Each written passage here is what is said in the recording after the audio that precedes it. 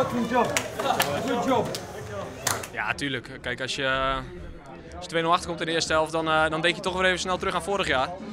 En, Toen werd het 6-1. Toen werd het 6-1 en dat moest niet weer gebeuren.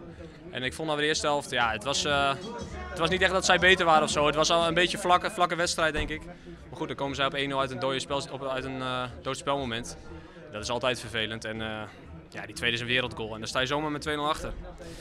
Dus ja, en in de rust met elkaar gepraat dat we nog alle kansen hadden om dat om te keren. En dat hebben we in de tweede helft denk ik ook laten zien. De eerste competitiewedstrijd is een wedstrijd waarvan ik altijd maar denk, die wil je dus net verliezen. Dat is net gebeurd. Ben je in die zin tevreden? Ja, ben ik hartstikke tevreden mee. Hartstikke tevreden. En maar eindlijst hebben we hier gewoon die wedstrijd winnen moeten.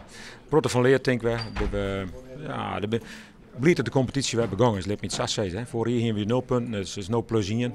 Nou, we nog snijden nog eens een goed resultaat hebben, dan zitten we wat in de plus ten opzichte van vorig jaar.